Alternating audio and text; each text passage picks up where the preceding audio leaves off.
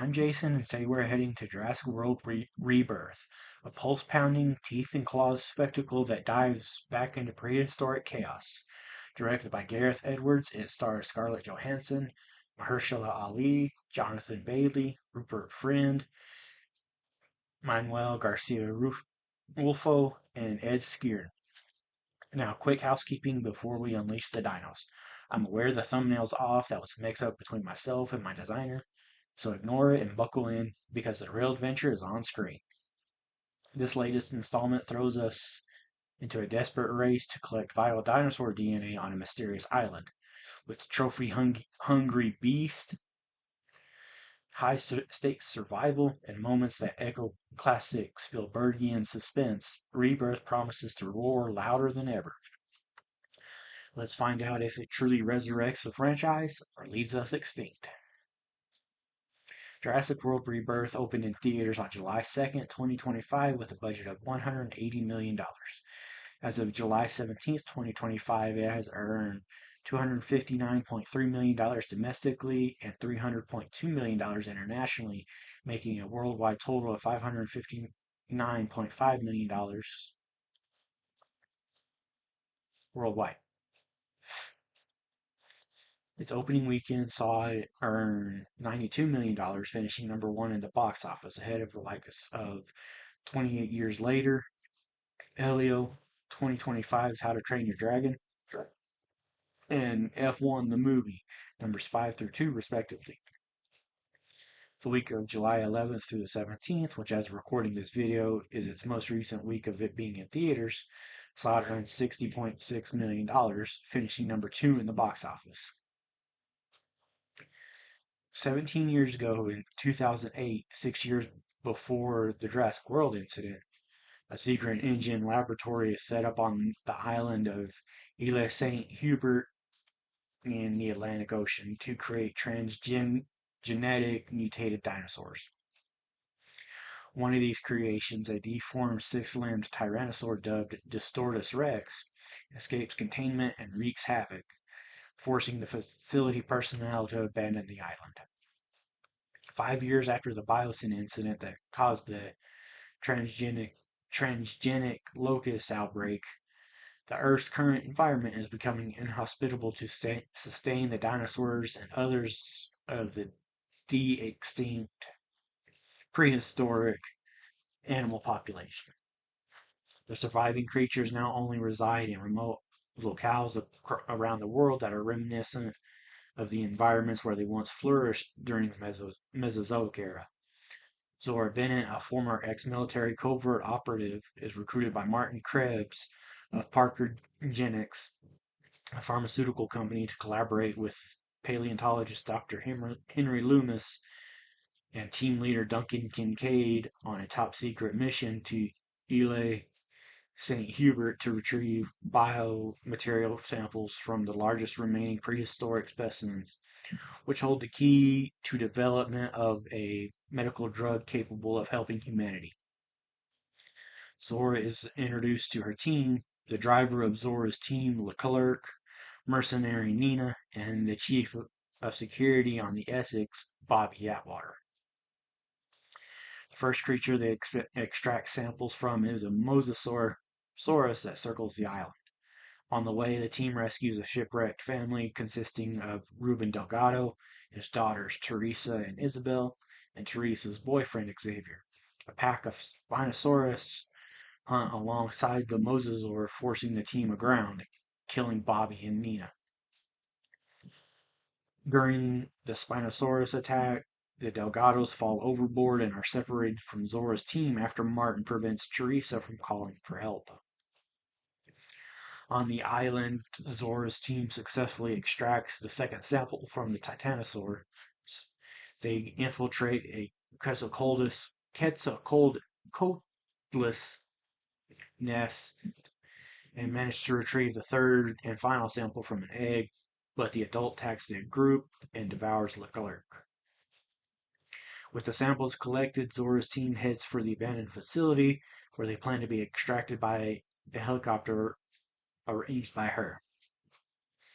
Stranded elsewhere on the island, the Delgados encounter an and Aquilops, with whom Isabella names Dolores. They are chased by a Tyrannosaurus Rex down the river, but manage to escape using an inflatable raft. The two groups reunite at the abandoned laboratory, but are attacked by a pack of mutated raptors slash pterosaur hybrids dubbed mutadons. The helicopter arrives but is destroyed by the Distortus Rex, which then devours Martin, who tries to escape with the samples. The group manages to find a boat connected to the facility via an underground runway and escapes thanks to Duncan luring the D-Rex away using the flare. With the samples in hand, Zora and Henry agree to distribute the new medication without a patent. Now let's look at the cast and some of their other roles. Scarlett Johansson as Zora Bennett. Other roles for Scarlett Johansson include Black Widow in the Marvel Cinematic Universe, Alita 1 in Transformers 1, and Lucy in Lucy. Mahershala Ali as Duncan Kincaid. Other roles for Mahershala Ali include Cornell Cottonmouth Stokes in the TV show Luke Cage, Dr. Donald Shirley in Green Book, and Remy Danton in the TV show House of Cards. Jonathan Bailey as Dr. Henry Loomis. Other roles for Jonathan Bailey include Fiyero in Wicked, Lord Anthony Bridgerton in the TV show Bridgerton, and Ian Wheeler in The Mercy. Rupert Friend as Martin Krebs. Other roles for Rupert Friend include Agent 47 in Hitman Agent 47, Sergei in Companion, and Lieutenant Coulter in The Boy in the Striped Pajamas. Manuel Garcia Rulfo as Ruben Delgado. Other roles for Manuel Garcia Rulfo include Vasquez in The Magnificent Seven, Beniamino Marquez in Murder on the Orient Express, and Tommy in A Man Called Otto. Luna Blaze as Teresa Delgado. Other roles for Luna Blaze include Olive Stone in the TV show Manifest, Nicole in the TV show Fresh Off the Boat, and Susie in We Are Gathered Here Today. David Iacono as Xavier Dobbs. Other roles for David Iacono include Cam in the TV show The Summer I Turned Pretty, Eddie in Cinnamon, and Tyler Torres in Fear Street Prom Queen. Adrina Miranda as Isabella Delgado. The only other role Adrina Miranda has had is Ava Mackey in the TV show Criminal Minds. Ed Skrein as Bobby Atwater. Other roles for Ed Skrein include Ajax in Deadpool, Atticus Noble in Rebel Moon Part 1 and 2, and Zapan in Alita Battle Angel.